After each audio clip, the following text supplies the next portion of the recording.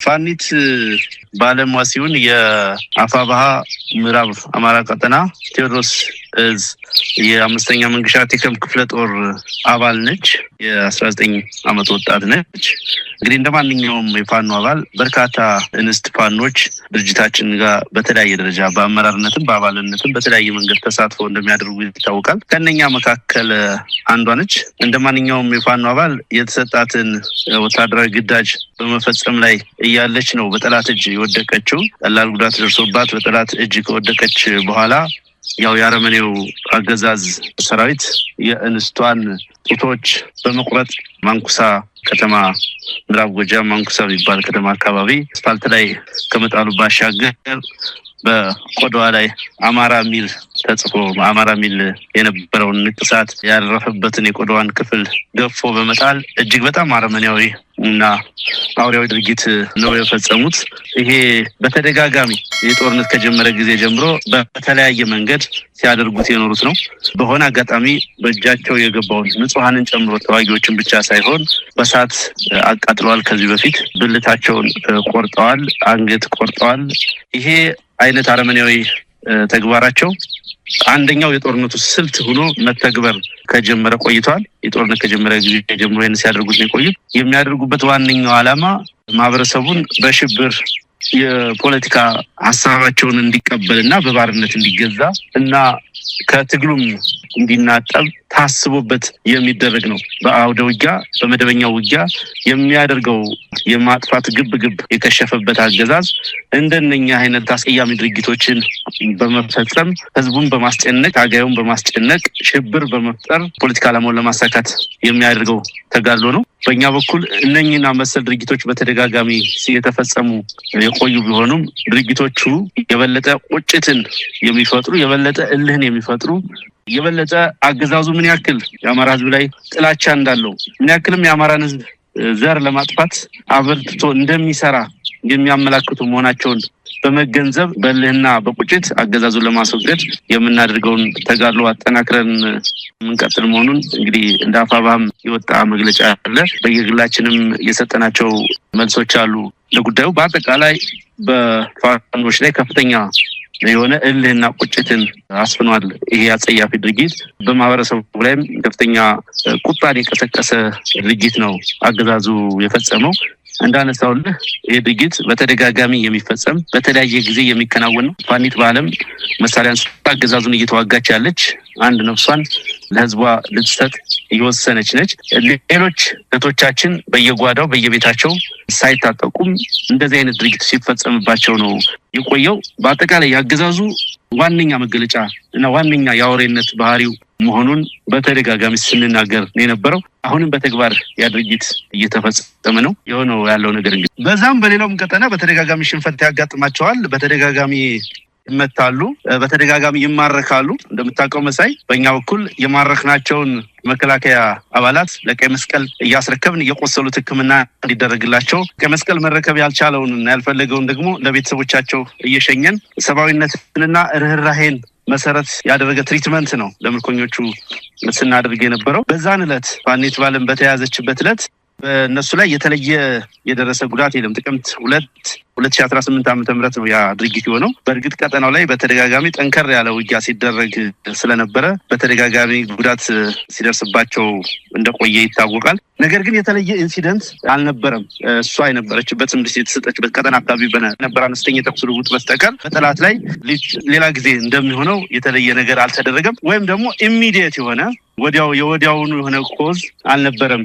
ያው ይሄ ሰራዊት ይሄን አገዛዝ ሊተናነቅ ሲወጣ መስዋዕትነት እንደሚከፍል አውቆት ዋጋ እንደሚከፍል አውቆት በሚከፍለው ዋጋ ከፍተኛ ጀብዱ እየፈጸመ አገዛዙን እንደሚያንኮታኩት በተግባር እያየና እየተለማመደ የመጣ ሰራዊት ነው። እንዲህ አይነት ዘግናኝ ድርጊቶችን በተለያየ ጊዜም ሲያጋጥሙት የቆየ ሰራዊት ነው። ስለዚህ የበለጠ ሰራዊቱ ላይ የበለጠ ቁጣና ቁጭት የበለጠ ይህንን አረመኔያዊ ድርጊት የሚፈጽሙ አመራሮችን ከነመዋቅራቸው የሰራዊት አባላቱን ከነከፍተኛ መኮንኖቹ መደምሰስ በጣም ጊዜ የማይሰጠው ጉዳይ መሆኑን በመረዳት ከፍተኛ የሆነ ቁጭት ውስጥ በመግባት ስራዎች እየተሰሩ ነው ያለው። ይሄ አንዲት ፋኖ ላይ የተደረገ ድርጊት በአጠቃላይ አማራ ህዝብ ላይ የተደረገ ዘግናኝ ድርጊት ተደርጎ የሚወሰድ እንጂ በአንድ ግለሰብ ላይ እንደተደረገ ተደርጎ የሚቆጠር አይደለም። ይሄን አለመሆኑ ደግሞ ሰራዊታችን በሚገባ ያውቃል። ይሄ ጦርነት የዘር ማጥፋት ጦርነት ነው፣ የዘር ማጥፋት ወንጀል ነው አብይ አህመድ እየፈጸመ ያለው። ከዚህ በፊትም በተለያየ ጊዜ በድሮን ጭምር ህፃናትን ሲጨፈጭፍ ነው የቆየው፣ እናቶችን ሲጨፈጭፍ ነው የቆየው። የተሰማራው ሰራዊት ይዘርፋል፣ ይገድላል፣ ይደፍራል። ይሄ ዋነኛው የሰራዊቱ መገለጫ ከሆነ ውሎ ያደረ ጉዳይ ነው። ስለዚህ ይህን ሰራዊት ማሸነፍ፣ ይህንን አገዛዝ ማሸነፍ፣ ይህንን አገዛዝ ማስወገድ ብቸኛ ምርጫው መሆኑን ያወቀና የተረዳ ነው የፋኖ ሰራዊት። በዛ ልክም ነው ስራዎች እየተሰሩ ያሉት። ከዚህ ጥቃት ቀጥሎም ተናጥላዊ እርምጃዎች አንዳንድ አካባቢዎች መወሰድ ተጀምረዋል። ሌሎችም አካባቢዎች የተለየና አዲስ ባይሆንም በዚሁ ቁጭትና ስሜት በመነሳሳት በተለይ የሶስተኛ ክፍለ ጦር ጎጃም አገው ምድር ክፍለ ጦር የምንለው የአፋብኃ ምዕራብ አማራ ቀጠና ቴዎድሮስ እዝ ማለት ነው አዲስ ቅዳም ላይ ትልቅ ድል የተቀዳጀበትን ውጊያ አድርጓል። ይቀጥላሉ። በአጠቃላይ እንዲህ አይነት ድርጊቶች ሊቆሙ የሚችሉት ትዕዛዙን የሚሰጡት መኮንኖች፣ ትዕዛዙን የሚሰጡት አመራሮች፣ ስምሪቱን የሚሰጡት አመራሮች ከመንበረ ስልጣናቸው ሲወገዱ ብቻ እንደሆነ ሁላችንም እንረዳለን። ያንን ለማድረግ ማንኛውንም ዋጋ ለመክፈል የተዘጋጀ ሰራዊት ነው ያለው። ይሄ ዘግናኝ ድርጊት ደግሞ ያን አስቀድሞ የነበረን የፖለቲካ ዓላማ የነበረን አገዛዙ ላይ የነበረንን መረዳት የበለጠ ያረጋገጠ የበለጠ ቁጭት እንዲያድርብን ያደረገ ነው ማለት ነው። ምን መሰለ መዛይ እንግዲህ እኛ እንደ ድርጅት እንደ ፋኖ አመራርና አባል ማድረግ ያለብንን የቆምንለትን ዓላማ አገዛዙን የማስወገድ ተግባራችንን የበለጠ አጠናክረን እንደምንቀጥል ቅድም እንደገለጽኩልህ በዛ ልክ ነው የሚታየው። ነገር ግን ይሄ ድርጊት በአጠቃላይ በሰው ልጆች ላይ የተፈጸመ ድርጊት ነው፣ በሰብአዊነት ላይ የተፈጸመ ድርጊት ነው። እንደሚታወቀው በሰብአዊነት ላይ የሚፈጸሙ እንደ ዘር ማጥፋትና እንደዚህ አይነት ዘግናኝ ድርጊቶች በዓለም አቀፍ ጁሪስዲክሽን ያላቸው ሌሎች ሀገሮች እንደው ለምሳሌ ብናነሳ የየትኛውም ሀገር ሶቨርኒቲ ወይም ሉዓላዊነት በምንም አይነት ሁኔታ የማይጣስ መብት እንደሆነ ይታወቃል። ነገር ግን በሰብአዊነት ላይ ወንጀል የሚፈጽም አገዛዝ ካለ ያ ሉዓላዊነት ተጥሶ ጭምር ህግ ማስከበር እንደሚገባ፣ ያን አገዛዝ ማስወገድ እንደሚገባ ይታወቃል። ከዚህ በፊት ሊቢያ ላይ አህመድ ጋዳፊን ለማስወገድ የኔቶና የአሜሪካ ኃይሎች ፈረንሳይ ጭምር ተሳትፎ ያደረጉበት ፕሪቴክስት ይሄ ነበረ። ሌሎች በርካታ ሀገራት ላይም የሚሊተሪ ኢንተርቬንሽን ሲያደርጉ የነበሩ ሀያላን ሀገራት በዚህ በሰብአዊነት ላይ የሚፈጸሙ ወንጀሎች የሰው ልጆችን ሁሉ የሚገዱ የሰው ልጆችን ሁሉ የሚመለከቱ መሆናቸውን ታሳቢ በማድረግ ነበረ። በጣም በሚያሳዝን ሁኔታ የአማራ ህዝብ ላይ እየተፈጸመ ያለው ድርጊት አይደለም የሚሊተሪ ኢንተርቬንሽን ደረጃ ሊያገኝ ቀርቶ በሴኩሪቲ ካውንስል ደረጃ እንኳን አጀንዳ እየሆነ አይደለም። ይሄ በጣም እጅጉን የሚያሳዝን ጉዳይ ነው። የዓለም ህዝብ ሊያፍርበት የሚገባ ጉዳይ ነው። በሰብአዊነት ላይ እንሰራለን የሚሉ ግብረሰናይ ድርጅቶች እና ሌሎች ተቋማትም በዚህ ጉዳይ ላይ ታሪካዊ ስህተት እየሰሩ እንደሆነ ይሰማኛል። በእኔ በኩል በአንድ በኩል የአጠቃላይ የአማራ ኢሊት በዚህ ዙሪያ ላይ እድሉ ያላቸው ኤክስፖዠሩ ያላቸው ግለሰቦች፣ ቡድኖች ድክመት ተደርጎ ሊወሰድ ይችላል። በዋናነት ይሄ ድርጊት እየተፈጸመ ያለው እንግዲህ እንደሚታወቀው ጡት የህይወት ምልክት ነው። የሴት ልጅን ጡት ቆርጦ የሚጥል አረመኔያዊና አውሬያዊ አገዛዝ ጋር እንደ መንግስት ማየት እንደ መንግስት መቁጠር ጭምር ነውር መሆን አለበት ብዬ አስባለሁ። ይሄ ድርጊት ሲፈጸም በሴትነት ላይ የተፈጸመ ድርጊት ነው። ይሄ ድርጊት በሰውነት ላይ የተፈጸመ ድርጊት ነው። ይሄ ድርጊት አውሬያዊ ድርጊት ነው። በምንም መንገድ ኮምፕሮማይዝ ልታረገው የምትችለው አይደለም። በምንም መንገድ ማስተባበያ ልታስቀምጥለት የምትችል አይደለም። ምንም አይነት ምክንያት ጀስቲፊኬሽን ልታስቀምጥለት የምትችል አይደለም። ይሄ በሰው ልጆች ላይ የተፈጸመን ድርጊት የሰው ልጆች ሁሉ ተነስተው ሊታገሉት የሚገባ ነው። በተለይ ትላልቅ ተቋማት፣ ትላልቅ ኢንስቲትዩሽኖች ይሄን መብት እናስከብራለን፣ ለሰው ልጅ መብት፣ ሰብአዊነት፣ ሰብአዊ መብት መከበር እንቆረቆራለን የሚሉት ደግሞ ቀዳሚ አጀንዳቸውና ስራቸው ሊያደርጉት በተገባ ነበረ። ነገር ግን ይሄን መሰል ድርጊት እስካሁን እየተደረገ አይደለም። በፋኒት በዓለም ላይ የተፈጸመው ድርጊት እንዳነሳሁልህ በመላው አማራ ህዝብ ላይ የተቃጣ የዘር ማጥፋት ጥቃት ምልክት ነው። ይሄ ድርጊት ደግሞ በብዙ ቦታዎች ተደጋግሞ ሲፈጸም የቆየ ተግባር ነው። ስለዚህ ይህንን ተግባር ነውርነቱን ከመግለጽ ባሻገር ተጣርቶ ጭምር የአብይ አህመድ መንግስት ላይ ሳንክሽን እንዲጣልበት፣ ማዕቀብ እንዲጣልበት ከዛም ያለፈ ሌሎች እርምጃዎችን መወሰድ ያለበት ተግባር ነው። ይሄ ወንዘን ለአንድ ቀን ለሁለት ቀን አጀንዳ ሳይሆን ያለመታከት ያን ውጤት እስከምናመጣ ድረስ ተከታታይነት ያለው ስራ ሊሰራ ይገባል። በተለይ በውጭ ያለው ማህበረሰብ፣ በውጭ ያሉ ኢትዮጵያውያን እና የአማራ ዲያስፖራ በዚህ ጉዳይ ላይ በሰፊው ሊሰሩበት ይገባል ብዬ አስባለሁኝ። እንዳልኩት የሁለት የሶስት ቀን ዘመቻና አጀንዳ ሆኖ መቅረት ያለበት ጉዳይ አይደለም። በሰው ልጆች ላይ የሚፈጸም በአማራ ህዝብ ላይ የሚፈጸም አስቀያሚና አውሬያዊ ተግባር ስለሆነ አገዛዙ በዚህ አውሬያዊ ተግባሩ ይሄንን ስነልቦና ይሄንን አስተሳሰብ ይሄንን ፖለቲካዊ እሳቤ እንደተሸከመ መንግስት ሆኖ መቀጠል ከዚህ መንግስት ነኝ ከሚል አሸባሪ ድርጅት ጋር ደግሞ ግንኙነት ማድረግ በአጠቃላይ ሊቆም የሚገባው ጉዳይ ነው። በአጠቃላይ በቀጠናውም በዚህ በሰብአዊ መብት ጉዳይም የሚቆርቆሩ አካላት ሁሉ ትልቅ አጀንዳቸውና ጉዳያቸው ሊያደርጉት ይገባል። ይህ ይሆን ዘንድ ግን የብዙ ባለድርሻ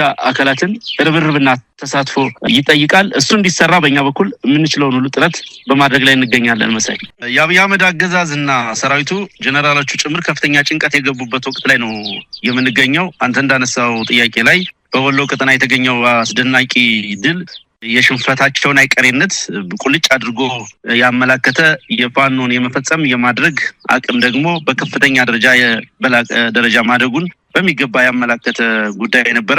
ያንን ተከትሎ በርካታ ነገሮችን ሲያደርጉን የቆዩት ብዙ የፕሮፓጋንዳ ዘመቻዎችን ሲያደርጉን የቆዩት እንደምታውቀው አንዳንዱ ቦታ የማረኩን ፋኖ ሳይሆን ሌሎች ኃይሎች ናቸው ብለው የድሉን ባለቤትነት ለሌሎች ለመስጠት ሌላ ምርጫና ጨዋታ ውስጥ ገብተው መቆየታቸው የሚታወቅ ነው። ከዚህ በፊት ያመድ ባንዳ ሚል ፍረጃ ለመስጠት የውጭ ኃይሎችን ባንዳ የሀገር ውስጥ ኃይሉን ደግሞ ባንዳ ሚል የሰጣቸውን ኦሪንቴሽን ተጠቅመው ጀነራሎችም ሌሎች ፖለቲካ አመራሮችም ይህንን ቃል እየተጠቀሙ ባዳዎችና ባንዳዎች ተባብረው እንዲያደረጉን ሲሉ ነው የቆዩት። ከጥቂት ወራት በፊት አጥፍተናቸዋል፣ ዋሻ ውስጥ ናቸው፣ እየለቀምናቸው ነው ሲሉ የነበሩትን ሙሉ በሙሉ ዘንግተውት ዛሬ ደግሞ ያሸነፉን፣ የበተኑን፣ የደመሰሱን፣ የማረኩን እነሱ ሳይሆኑ ሌሎች ኃይሎች ናቸው የሚል ተደጋጋሚ ነገር ሲያደርጉ የቆዩት። ይህ አብይ አህመድ ስልጣን ላይ ከወጣበት ጊዜ ጀምሮ የውስጥ ጉዳዩን ወደ ውጭ ኤክስተርናላይዝ በማድረግ የምትጠቀመውን ስልት ዳይቨርሽነሪ ቲዮሪ ኦፍ ዋር የሚባለውን ጦርነት ስልት ለመጠቀም በርካታ ሙከራዎችን ሲያደርግ ነው የቆየው። ከዚህ በፊት ከሶማሊያ ጋር፣ ከዛ ቀጥሎ ከኤርትራ ጋር፣ ከዛ ቀጥሎም ሌሎችም ኃይሎች ጋር ግብጽም ጋር በተደጋጋሚ ይነሳል። ያው የሚማርካቸው የሚጨብጣቸው የሚይዛቸው ፋኖ ነው ይታወቃል። ይሄ በሚገርም ሁኔታ የፋኖ ትግል አሁን ባለበት ደረጃ ባይጎመራ ነው የፋኖ ተጋድሎ አሁን ባለበት ደረጃ የአብይ አህመድን መከላከያ ሬዚስት አድርጎ ትግሉን በዚህ ደረጃ ባያስቀጥለው ኑሮ በቀጠናው ያለው የኃይልና የፖለቲካ አስተላለፍ ሙሉ በሙሉ ይቀየር ነበር። ለምሳሌ ሱዳን የአልቡርሃን መንግስት ከፍተኛውን ኤክስቴንሻል ትሬት አለበት። አብይ አህመድ ዳጋሎና አማጺ ቡድን በመደገፍ በአሶሳ በኩል ወታደራዊ ቁሳቁሶችን በማስተላለፍ ሌሎች የኢንተለጀንስ ድጋፎችንና ፖለቲካዊ ድጋፎችንም ጭምር ለአማጺው ኃይል በመስጠት ሱዳን ከፍተኛ ችግር ውስጥ የከተተ መሆኑ ይታወቃል። በእነሱ በኩል እንዲሁ ሱዳን ገቨርንመንት ኤክስቴንሻል ትሬት ነው፣ ስጋት ነው። ሶማሌላንድም ላይ ስጋት ነው፣ ኢንክሉዲንግ ጅቡቲ። ኤርትራም እንዲሁ ስጋት ውስጥ እንዲገባ ያደረገ። በአጠቃላይ አብይ አህመድ ከመጣበት ጊዜ ጀምሮ ይሄን በተለምዶ ሆርን የሚባለውን ቀጠና የአፍሪካን ቀንድ ዲስታብላይዝ በማድረግ ከፍተኛ ስራ እየሰራ ያለ ግለሰብ ነው። እሱን አጠናክሮ ነው የቀጠለበት። አንዳንዱ ቦታ ፕሮቮክ ያደርጋል ጦርነቶችን፣ አንዳንዱ ጊዜ ደግሞ የሌሎችን ሀገሮች ሶቨርኒቲ ሁሉ ይጋፋል። ሰበብ የሚያደርጋቸው ብሔራዊ የሚመስሉ አጀንዳዎችን ነው፣ ወደብን ጨምሮ የባህር በርን ጨምሮ የሚመስሉ አጀንዳዎችን። ነገር ግን በተጨባጭ ሊከወኑ ሊፈጸሙ የማይችሉ አጀንዳዎችን ነው የሚያነሳው። እንግዲህ ከዚህ በፊትም ብዙ ጊዜ ለማመላከት ሞክረናል። አብይ አህመድ ስለ ባህር በር፣ ስለ ወደብ፣ ስለምን የሚያነሳ ጦርነቱን ኤክስተርናላይዝ ለማድረግ ወይም ደግሞ የህዝቡን አጀንዳ ዳይቨርት ለማድረግ አስቦበት የሚፈጽመው እንጂ በትክክል ለሀገር አስቦ በትክክል ለወደብ አስቦ እንዳልሆነ በተጨባጭ የሚታወቅ ነው። ያ ብቻ አይደለም። አብይ አህመድ ፋኖን አሸንፎ ሌሎች ሶስተኛ ሀገሮች ጋር ጦርነት ሊያደርግ የሚችልበት ምንም አይነት ተጨባጭ አቅም እንደሌለው ይታወቃል። በእርግጠኝነት የምነግርህ አሁን ባለው ነባራዊ ሁኔታ አንድም ጥይት ወደ ኤርትራ አይተኩስም አብይ አህመድ። ራይት ነው የፋኖ ኃይል የአፍሪካ ቀንድን ሙሉ በሙሉ ከመተራመስ ሙሉ በሙሉ ዲስታብላይዝ ከመሆን የታደገ ኃይል ነው። ዋነኛውን የቀንዱን አሸባሪ ኃይል፣ ዋነኛውን የቀንዱን አማጺ ኃይል፣ ዋነኛውን የቀንዱን የሽብር ሰራዊት በመገዳደር ወጥሮ በመያዝ በመተናነቅ ለማስወገድ ከፍተኛ ጥረት እያደረገ ያለ ኃይል ነው። ይህንን የሚመጥን ወታደራዊና ፖለቲካዊ ዲፕሎማሲያዊ ቁመና በመያዝ ላይ ነው የምንገኘው። በርካታ ለውጦች ነው ያሉት። እንደከዚህ በፊቱ በተራ ግጭቶች የሚገለጽ ሳይሆን ተጨባጭ ወታደራዊ ስትራቴጂካዊ ድሎችን የሚያመጣ በቂ ወታደራዊ ዝግጅት፣ በቂ ፖለቲካዊና ዲፕሎማሲያዊ ዝግጅት በማድረግ ላይ ነው የምንገኘው። መላው ኢትዮጵያውያንና የአማራ ሕዝብ በዚህ ጉዳይ ላይ ላፍታም ሊጠራጠር አይገባም። ይሄንን ትግል ከዜሮ ተነስተን ብዙ ዋጋ ከፍለንበት በጣም በጥቂት በጣት በሚቆጠሩ አመታት ውስጥ አሁን የደረሰበት ደረጃ ላይ ያደረሰ ሊደርሺፕ ነው ያለ ያደረሰ ሰራዊት ነው ያለ። ስለዚህ ትውልዱ በአጠቃላይ አብይ አህመድን ለማስወገድ በቅንነት በሐቀኝነት ለፍትህ የተነሳ ሰራዊት ነው ያለው። ይሄንን ሰራዊት በመደገፍ የአፍሪካ ቀንድ ቀጠናን ሰላም ማምጣት የኢትዮጵያን ሰላምና አንድነት ማምጣት እንደሚቻል መታመን አለበት። በዛ መሰረት ሌሎች የፖለቲካ ኃይሎችም መላው ኢትዮጵያ ህዝብም የፋኖን ኃይል ሊደግፍ በተለያየ መንገድ ፖለቲካዊ ድጋፍ ሊሆን ይችላል፣ የፕሮፓጋንዳ ድጋፍ ሊሆን ይችላል፣ የማቴሪያል ድጋፍ ሊሆን ይችላል፣ ሌሎች ዲፕሎማሲያዊ ድጋፎችን ጨምሮ የሚያስፈልገው ነው። ስለዚህ በአጠቃላይ አሁን ባለው ነባራዊ ሁኔታ አብይ አህመድ የአፍሪካ ቀንድን ለማምታታት ለማተራመስ የአማራን ህዝብ ለማጥፋት ጭምር ጦርነት እያደረገ ነው ያለው። የፋኖ ኃይሎች ደግሞ ከዚህ በተቃራኒ ይህንን አሸባሪ ኃይል ይህንን አተራማሽ ቡድን ከነ ሰራዊቱ ከነ መዋቅሩ በማንኮታኮት ቀጠናው ላይ የተሻለ ሰላምና ጸጥታ የተሻለ ልማት እና ኮኦፕሬሽን እንዲመጣ የሚያደርግ ተጋድሎ በማድረግ ላይ ነው የምንገኘው። በትልቁ ስዕል ስታየው ይሄንን ነው የሚመስለው ያለው። አሜሪካኖችን ጨምሮ በርካታ እንግዲህ የቀጠናውን ፖለቲካ የሚከታተሉ ኃይሎች ከዚህ ቀደም እንግዲህ ከዓመት በፊት ይመስለኛል አንድ ወሳኝ ድምዳሜ ላይ ደርሰናል ነበር። አንደኛው ነገር ምንድነው? አብይ አህመድ ከዚህ በኋላ አማራ የሚባለውን ቀጠና ሊያስተዳድር ፈጽሞ አይችልም የሚል ድምዳሜ ላይ ደርሰዋል። ሁለተኛው ድምዳሜ ላይ ደረስን ያሉበት ጉዳይ የፋኖ ኃይሎች በቀላሉ 4 ኪሎ ሊቆጣጠሩ አይችሉም። አብይ አህመድ መንግስትን ሙሉ በሙሉ ሊያስወግዱ አይችሉም። ይሄ ደግሞ ምክንያቱ ሌሎች ኃይሎችም የዚህ ትግል ደጋፊ ስላልሆኑ ወይም ደግሞ አንድ አይነት የኃይል አሰላለፍ አሊያንስ ስላልተፈጠረ የሚሉ ምክንያቶችን ነው ሲያቀርቡ የነበረው። አሁን ባለው ተጨባጭ ሁኔታ እነዚህን የተነሱ ስጋቶችንና ምክንያቶችን ችግሮችን የመሻገር ምልክቶች እየታዩ ነው። በሚዲያም እንደምናየው እንደምንታዘበው ከዚህ በፊት ስማቸውን ለመጥራት እንኳን በጣም የምንቸገር እነሱም የኛን ስም ለመጥራት የሚቸገሩ የነበሩ የኢትዮጵያ ውስጥ ያሉ የፖለቲካ ኃይሎች ጋር የነበረውን ትርክት ላይ ለውጥ መጥቷል። ቢያንስ ለጋራ ዓላማ መሰለፍ እንዳለብን እንደሚቻል የሚዲያ ሰዎች፣ የፖለቲካ ሰዎች፣ የፋኖ አመራሮች በጉዳዩ ላይ ግልጽ ውይይት እየተደረገበት ነው። የህዝቡንም አጠቃላይ ምልከታና ስሜት በተለያዩ መድረኮች ለማዳመጥ ሞክረናል። በሞከርነው ሂደትም ያገኘነው ነገር አብይ አህመድን ለማስወገድ ዋነኛውን ኮዛችንን የአማራን ህዝብ የህልውና ጥያቄ ኮምፕሮማይዝ የማያደርግ አሰላለፍ ውስጥ መገኘት ተገቢ እንደሆነ ህዝቡም አምኖበታል። እንዳነሳውልህ የፋኖ ኃይሎች ፋኖ ሰራዊት በደሙ ባጥንቱ በመስዋዕትነቱ የነኝህን ኃይሎች አጋጣሚ ኢንሲደንታሊ የተነሳንበት የትግል ዓላማ የአማራ ህዝብ የህልውና ትግል ቢሆንም በዛው አጋጣሚ ግን በቀጠናው ያሉ ሌሎች ኃይሎችን ህልውናም ጭምር ያስከበረ ነው ዋጋ ከፍሎ። ስለዚህ ያ ዋጋ የተከፈለበት ያ ጥንታችን የከሰከስንበት ደማችን ያፈሰስንበት በርካታ ወጣቶችን የሰዋንበት ተጋድሎ ፖለቲካዊ ግብ ያለው ተጋድሎ ነው። ያ ፖለቲካዊ ግብ ደግሞ የሚሳካው በቀጠናው ያሉትም ኃይሎች ዓለም አቀፍ ኃይሎችም ኢትዮጵያ ውስጥ ያሉ የፖለቲካ ኃይሎችም ድጋፍ ሲሰጡት እንደሆነ ደጋግመን ለማስረዳት ሞክረናል። ከዚህ በፊት እንደ ታቡ እንደ ነውር ይቆጠር የነበረውን ይህንን አገላለጽ በሚገባ ሰርተንበት በሚገባ ለህዝብ አስረድተን አጠቃላይ ኤሊቱም ይህን ትግል የሚደግፈው አካል በመልካምና በቅንነት ተቀብሎት ከዚህ በኋላ የሚቀረው ነገር በተግባር የሚደረጉ የኃይል አሰላለፍ ለውጦች ናቸው። ይህን ንግግር እስከምናደርግበት እለት ድረስ እስካሁን ድረስ በተጨባጭ መሬት ላይ የተደረጉ ሚሊታሪ አሊያንስ የተደረጉ ወታደራዊ ቅንጅቶች የሉም። ነገር ግን ያለው ትርክት አጠቃላይ የፖለቲካ አየሩ ወደዛ እንደሚወስድ የሚታወቅ ነው የሚሆነው። በተለይ ከአብይ አህመድ የአጥፊነት የገዳይነት የአሸባሪነት ባህሪ ጋር ስትነሳ ይህንን ኃይል መታገል መግቢያችን ላይ ቅድም እንደጠቆምኩት በዚህ ቀጠና አደጋው ህልውናው ጥያቄ ውስጥ የገባው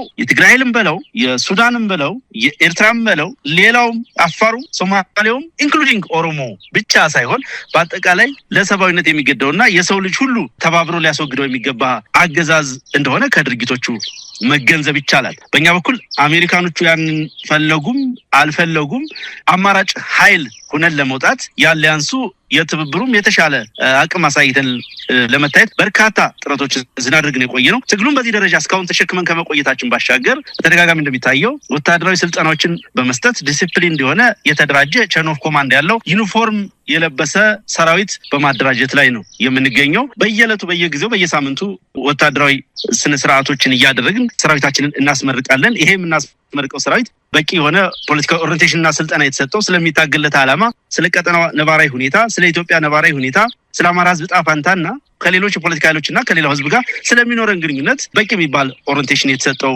አዲስ ኃይል ነው። ስለዚህ ይሄ ኃይል ይሄንን ፍላጎት ይሄን የአማራ ህዝብ ፍላጎትና ጥቅም ኢትዮጵያን ጥቅም ጭምር ያስከብራል ብለን ተስፋ የምናደርግበት ነው። ሌሎችም መሰረታዊ ለውጦች አሉ። ዛሬ ከ2 ዓመት በፊት ከ3 ዓመት በፊት እንደምንናገረው አይደለም። በሻለቃ ደረጃ በብሪጌድ በክፍለ ጦር ደረጃ ያሉ የፖለቲካና ወታደራዊ አመራሮችን እንኳን ብትወስድ በብስለት ነገሮችን የሚያዩበት የትግሉን ዓላማ የተረዱበት አቅም በከፍተኛ ደረጃ ያደገበት ደረጃ ላይ ነው ያለነው። ስለዚህ የምንታገልለትን ፖለቲካዊ ኮዝ በመረዳትም በመተንተንም በመሱ ብቻ ሳይሆን ለሌላው ህዝብና ለሌላው ማህበረሰብ በማስረጽም ጭምር ከፍተኛ ለውጦች ታይተዋል። እንግዲህ የአደረጃጀት ለውጦችም የምታውቃቸው ናቸው። ትንሽ ጉድለት የሚታይበት በዲፕሎማሲው ረገድ የሚታየው ነው። እሱ የራሱ ኤክስፖዠር የሚጠይቅ በቂ ልምድና ስራ የሚጠይቅ ጉዳይ በመሆኑ ነው። በእርግጥ ፖለቲካዊና ወታደራዊ ቁመናችን የዲፕሎማሲያዊ አቅማችንን ከፍ የሚያደርግና ያንንም የሚያዋልድ እንደሆነ ስለሚታወቅ ከዚህ በኋላ የሚኖሩትን ስራዎች አቅም በፈቀደ መንገድ ከፍ ለማድረግ ስራዎች እየሰራን ነው የምንገኘው። ስለዚህ በምንጠበቅበት ቁመና ልክ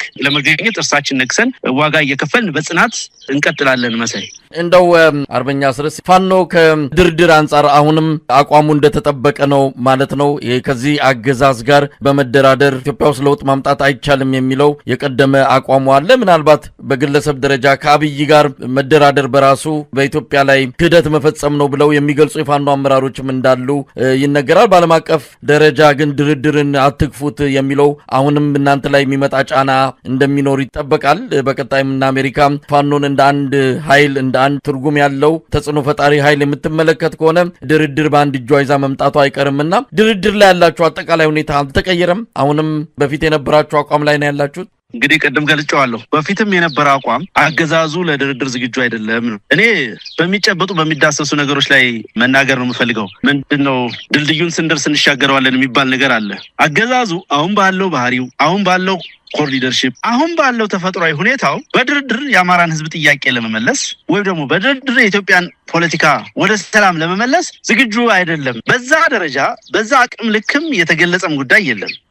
አዚፍ ልክ አብይ አህመድ በሆነ በሶስተኛ ወገኖች እንደራደር ስልጣን ለመልቀቅ ዝግጁ ነኝ፣ የአማራ ህዝብ ጥያቄ 1 2 3 ተብሎ ይቅረብልኝና ለመመለስ ዝግጁ ነኝ፣ ወይም ደግሞ የሌሎች የፖለቲካ ኃይሎች ጥያቄ እንዲመለስ በዚህ ልክ ዝግጁ ነኝ፣ ይሄ መዋቅር በዚህ መንገድ እንዲስተካከል ዝግጁ ነኝ ብሎ የገለጸበት አንድም ኢንሲደንት በሌለበት ሁኔታ አገዛዙ ከዚህ በተቃራኒ ጸረ ሰላም የሰላም ኃይል ከመሆን ይልቅ ጸረ ሰላም ሆኖ አጠቃላይ ቀጠናውን እያተራመሰ ባለበት ሁኔታ ምንም ለዛ የሚያበቃ ዝግጅት ለዛ የሚያበቃ ተጨባጭም ሆነ በንግግርም ደረጃ በኮሙኒኬሽንም ደረጃ በተግባርም የሚገለጽ ነገር በሌለበት ስለዚህ ጉዳይ አጀንዳ አድርጎ መነጋገር ጉንጭ አልፋ ጉዳይ ስለሆነ ብዙም አስተያየት መስጠት የሚያስፈልገው አጀንዳ ነው ብዬ አላምንም። ጉዳዩ በደረሰ ጊዜ አገዛዙ በትክክልም የተነሳንለትን ዓላማ የተነሳንለትን ፖለቲካዊ ጥያቄ ተረድቶ አምኖበት በይፋ በግልጽ ስለዚህ ጉዳይ በሚያነሳ ጊዜ በቂ ምላሽ ተገቢ የሆነ ምላሽ ተቀባይነት ያለው ምላሽ ለመስጠት ዝግጁ ነን።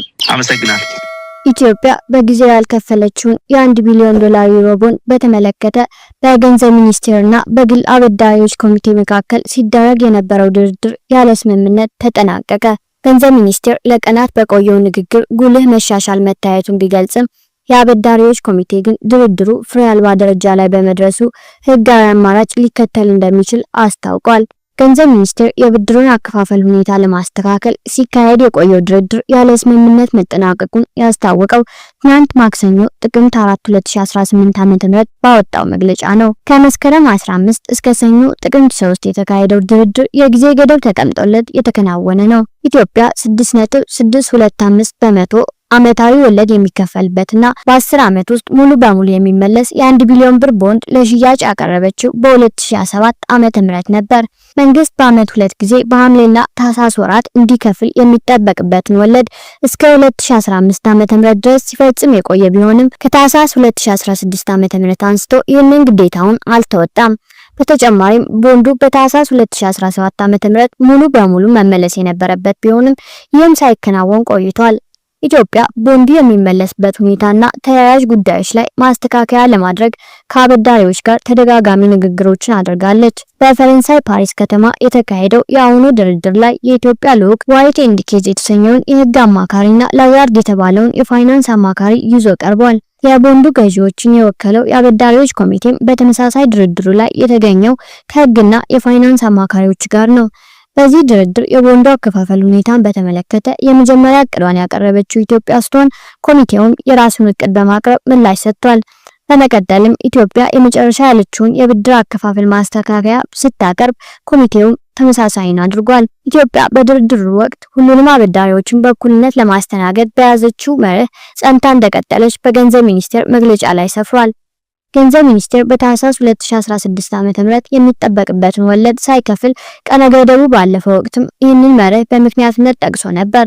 በቡድን 20 የጋራ ማዕቀፍ አማካኝነት እንደ ቻይና ካሉ አበዳሪ ሀገራት የዕዳ ሽግሽግ ለማግኘት ንግግር ላይ ያለው የኢትዮጵያ መንግስት ከሁሉም አበዳሪዎች ጋር በሚኖር ግንኙነት ላይ ወጥነትና እኩልነትን ማረጋገጥ እንደሚፈልግ አስታውቋል። የኢትዮጵያ መንግስት ለቦንድ አበዳሪዎች መከፈል የነበረበትን ወለድ ለማዘግየት የወሰነው ይህንን ውል በመደበኛ አካሄዱ ማስቀጠል እፎይታ እንዲሰጡት ከመጠየቃቸው ሌሎች የውጭ አበዳሪዎች ጋር የሚደረገውን ውይይት አደጋ ላይ ይጥለዋል በሚል ነው።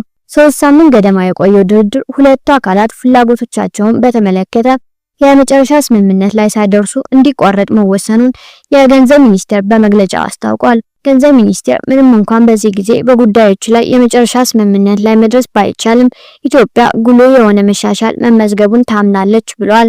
ተደራዳሪዎቹና አማካሪዎቻቸው በድርድሩ ወቅት ለነበራቸው ተሳትፎ እንዲሁም ላሳዩት ገንቢ ባህሪና ግልጽነት አመስግኗል። ሚኒስቴር መስሪያ ቤቱ በሁለቱ ወገኖች መካከል የቀረውን ክፍተት ለማጥበብ በቅርብ ጊዜ ውስጥ ውይይቶች ይቀጥላሉ የሚል ተስፋ እንዳለውም ገልጿል። የአበዳሪዎች ኮሚቴው በበኩሉ ኢትዮጵያ ማሻሻያ የተደረገበት ሌላ እቅድ የምታቀርብ ከሆነ ለድርድር ክፍት እንደሆነ መግለጹን የዜና ወኪሉ ሮይተርስ ዘግቧል። ሁለቱ አካላት ስምምነት ላይ እንዳይደርሱ ካደረጉ ጉዳዮች አንዱ የግል አበዳሪዎች ከአበዳሪ ሀገራት ጋር በእኩል ዓይን መታየት አለባቸው የሚለው የኢትዮጵያ መንግስት አቋም ነው። ኮሚቴው በአሁኑ ሰዓት ድርድሩ ፍሬ አልባ ደረጃ ላይ ነው የሚል ድምዳሜ ላይ መድረሱን ተናግሯል። የህግ እርምጃን ጨምሮ ሁሉንም አማራጮች እያጤነ መሆኑን እንዳስታወቀም ሮይተርስ ዘግቧል። ኢትዮጵያ ያቀረበችው የማስተካከያ እቅድ ምን ነበር? ገንዘብ ሚኒስቴር የድርድሩን ያለ ስምምነት መጠናቀቅ አስመልክቶ ያወጣው ባለ 14 ገጽ መግለጫ የኢትዮጵያ ልዑክና የአበዳሪዎች ኮሚቴ ያቀረባቸውን የብድር ማስተካከያ እቅዶች ይዟል። የገንዘብ ሚኒስቴር መረጃ እንደሚያመለክተው አበዳሪዎቹ ኢትዮጵያ ያቀረበችውን የማስተካከያ ሁኔታዎች በብዛት የተቀበሉ ሲሆን በተወሰኑት ላይ ደግሞ ወሳኝ ማስተካከያ እንዲደረግ ፍላጎት አላቸው። ገንዘብ ሚኒስቴር ካቀረባቸው ነጥቦች አንዱ የ1 ቢሊዮን ዶላሩ የቦንድ ዋጋ እንዲቀነስ የሚጠይቅ ነው። ሄርከት በመባል የሚታወቀው ይህ ቅናሽ አገራት ያቀረቡት ቦንድ ገበያው ላይ ያለው ዋጋ በሚቀንስበት ወቅት ተግባራዊ የሚደረግ ነው። ኢትዮጵያ የ1 ቢሊዮን ዶላር ቦንድ ዋጋ ላይ የ15 በመቶ ቅናሽ ተደርጎ ለአበዳሪዎች የሚመለሰው አጠቃላይ ገንዘብ 850 ሚሊዮን ዶላር እንዲሆን ጠይቃለች። ለአበዳሪዎች የቀረበው እቅድ እንደሚያስረዳው መንግስት በታህሳስ 2016 ዓ.ም ጊዜ ባለመክፈሉ የተጠራቀመውን በድምሩ 99.3 ሚሊዮን የሆነ ወለድ ከመክፈሉ በፊት አዲስ የቦንድ ስምምነት ላይ እንዲደረስ ይፈልጋል። የኢትዮጵያ መንግስት አዲሱ ውል እንዲታሰር ጥያቄ ያቀረበው ታህሳስ 2017 ዓ.ም ላይ ሙሉ በሙሉ መመለስ የነበረበት ቦንድ የመክፈያ ጊዜ እንዲራዘም ለማድረግ ነው። የገንዘብ ሚኒስቴር አዲሱ የቦንድ ውል ስምምነት ከጥር 2018 ዓ.ም ጀምሮ ተግባራዊ መሆን እንዲጀምርና ከ3 ዓመት በኋላ በ2021 ዓ.ም እንዲጠናቀቅ ፍላጎት አለው። በእነዚህ ዓመታት ውስጥም በ3 ጊዜ ክፍያ 850 ሚሊዮን ዶላሩን ከፍሎ ለመጨረስ አስቧል። በዚህ ዓመት ሐምሌ ወር ላይ የመጀመሪያው 350 ሚሊዮን ዶላር የሚከፈል ሲሆን በ2020 ዓመተ ምህረት ሐምሌ ወር ተመሳሳይ መጠን ያለው ሁለተኛው ክፍያ ይፈጸማል። ቀሪው 150 ሚሊዮን ብር የሚከፈለው በሐምሌ 2021 ዓመተ ምህረት እንዲሆን ተጠይቋል። አዲሱ የቦንድ ስምምነት ተግባራዊ በሚሆንባቸው ዓመታት አበዳሪዎች ወለድ የሚያገኙ ይሆናል። ይሁን እንጂ መንግስት እስካሁን ተግባራዊ ሲሆን የነበረውን የ6.625 በመቶ ዓመታዊ ወለድ ምጣኔ እንዲቀንስ ይፈልጋል። የገንዘብ ሚኒስቴር ያቀረበው አዲስ የወለድ ምጣኔ 6.125 በመቶ ነው። በተጨማሪም ኢትዮጵያ ከውጪ ንግድ አፈጻጸሟ ጋር የተያያዙ 2 የክፍያ ሂደቶችን በእቅዷ ውስጥ አካታለች። ከእነዚህ ሂደቶች አንዱ ቫልዩ ሪከቨሪ ኢንስትሩመንት የተሰኘው አሰራር ነው። ይህ አሰራር የቦንድ ዋጋና የወለድ ምጣኔ የተቀነሰባቸው እንዲሁም የክፍያ ጊዜ የተራዘመባቸው አበዳሪዎች ተጨማሪ ጥቅም እንዲያገኙ የሚያስችል ነው። ይህ አሰራር የቀረበው የአበዳሪዎች ኮሚቴ ለኢትዮጵያ የመጀመሪያው እቅድ በሰጠው ምላሽ ላይ ነበር። ገንዘብ ሚኒስቴርም የመጨረሻ እቅዱን ሲያቀርብም ይህንን አሰራር አካቷል። በገንዘብ ሚኒስቴር እቅድ መሰረት ኢትዮጵያ ከ2019 እስከ 2028 ዓመተ ምህረት ባሉት 9 ዓመታት ውስጥ የሚኖራት ዓመታዊ ኤክስፖርት አፈጻጸም ከዓለም አቀፉ የገንዘብ ድርጅት ወይም IMF ግምት ከፍ ያለ ከሆነ አበዳሪዎች ተጨማሪ ገንዘብ ይከፈላቸዋል። በእነዚህ ዓመታት ለአበዳሪዎች የሚከፈለው ገንዘብ በተጨማሪነት ከተገኘው የኤክስፖርት ገቢ 1.5 በመቶ ያህል ነው። ይሁን እንጂ በአንድ በጀት ዓመት ውስጥ የሚከፈለው ገንዘብ ከ30 ሚሊዮን ዶላር እንደማይበልጥ የገንዘብ ሚኒስቴር እቅድ ያሳያል። በጠቅላላው 9 ዓመታት ውስጥ የሚከፈለው ገንዘብን ከ180 ሚሊዮን ዶላር እንዳይበልጥ ሌላ ገደብ ተቀምጦበታል። የኢትዮጵያ መንግስት ከዚህ ጋር አያይዞ ያቀረበው ሁለተኛው አሰራር የሀገሪቱ የውጭ ንግድ አፈጻጸም በ2020 በጀት ዓመት ከተጠበቀው በታች ከሆነ ኢትዮጵያ በሶስተኛ ዙር የምትከፍለው 150 ሚሊዮን ዶላር ክፍያ እንዲቀንስ የሚጠይቅ ነው። የሀገሪቱ የውጭ ንግድ አፈጻጸም ከእቅዱ ከ95 በመቶ በታች ከሆነ መንግስት መፈጸም ያለበትን የመጨረሻ ዙር ክፍያ ወደ 100 ሚሊዮን ዶላር ዝቅ ያደርገዋል። አፈጻጸሙ ከ85 በመቶ በታች ከሆነ ደግሞ የሚከፍለው 50 ሚሊዮን ዶላር ብቻ ይሆናል። የአበዳሪዎች ኮሚቴ ምላሽ ምን ይመስላል? አበዳሪዎቹን የወከለው ኮሚቴ ኢትዮጵያ ያቀረበችውን አዲስ የቦንድ ስምምነት ተቀብሎታል። የቦንዱን ቆይታ ጊዜ እስከ 2021 ዓ.ም ድረስ ማራዘም፣ በ3 ዙር የብድር ምለሳ ክፍያ መፈጸም እንዲሁም የወለድ መጠኑን ወደ 6.125 በመቶ መቀነስ የሚሉት ኮሚቴው የተቀበላቸው ነጥቦች ናቸው። የቦንዱ ዋጋ በ15 በመቶ እንዲቀነስ የቀረበውን እቅድ መጀመሪያ ላይ ተቃውሞ የነበረ ቢሆንም ተቀብሎታል። ኮሚቴው በኢትዮጵያ እቅድ ላይ የተካተቱትን ከውጭ ንግድ አፈጻጸም ጋር የተያያዙ የክፍያ ሁኔታዎችን ደግሞ በሀሳብ ደረጃ ቢቀበላቸውም አሰራራቸው ላይ የራሱ ማስተካከያ አስቀምጧል። ኮሚቴው ከእቅድ በላይ የሆነ የውጭ ንግድ አፈጻጸም በሚኖርበት ጊዜ ለአበዳሪዎች የሚከፈለው የገንዘብ መጠን የተጨማሪው ኤክስፖርት 4.75 በመቶ እንዲሆን ጠይቋል። ይህ የኮሚቴው እቅድ ኢትዮጵያ ካቀረበችው በሁለት እጥፍ የሚበልጥ ነው። በተጨማሪም አበዳሪዎቹ ይህ አሰራር ወደ ኋላ ተመልሶ ካለፈው የ2017 በጀት ዓመት እንዲጀመርና እስከ 2028 ዓ.ም ድረስ ለ11 ዓመታት እንዲቆይ ጠይቀዋል። ኢትዮጵያ በ2017 ከኤክስፖርት ያገኘችው ገቢ 8.3 ቢሊዮን ዶላር ሲሆን ይህም ከመንግስት እቅድ በ82 በመቶ የጨመረ ነው። አበዳሪዎቹ በ2017 ዓ.ም ከተመዘገበው ከእቅድ በላይ የሆነ አፈጻጸም የሚከፈላቸው ተጨማሪ ገንዘብ ጣሪያ ላይ 65 ሚሊዮን ዶላር እንዲሆን ይፈልጋሉ። ይህ የገንዘብ ሚኒስቴር ካስቀመጠው የ30 ሚሊዮን ዶላር ዓመታዊ ጣሪያ በእጥፍ የሚበልጥ ነው። በተጨማሪም በ11 ዓመታት ውስጥ በዚህ አሰራር የሚያገኙት ገንዘብ ላይ የተጣለው ገደብ ኢትዮጵያ ካቀረበችው 180 ሚሊዮን ዶላር ወደ 400 ሚሊዮን ዶላር ከፍ እንዲል ጠይቀዋል። የአበዳሪዎች ኮሚቴው የኢትዮጵያ የውጭ ንግድ አፈጻጸም በ2020 በጀት ዓመት ዝቅተኛ የሚሆን ከሆነ ተግባራዊ የሚሆነው አሰራር ላይ የራሱ ማስተካከያ አድርገዋል። የመጨረሻውን ዙር ክፍያ ወደ 100 ሚሊዮን ዶላር እና 50 ሚሊዮን ዶላር ዝቅ የሚደረግባቸውን ሁኔታዎች የተቀበለው ኮሚቴው ይህ አሰራር ግን በአንድ ዓመት የኤክስፖርት አፈጻጸም ላይ ብቻ የተመሰረተ እንዳይሆን ጠይቋል። ይልቁንም ካለፈው የ2017 እስከ 2020 ዓ.ም ባሉት ዓመታት ውስጥ የሚመዘገበው የ4 ዓመት አፈጻጸም ለስሌት እንዲቀርብ ያለውን ፍላጎት ባቀረበው እቅድ ላይ አስፍሯል።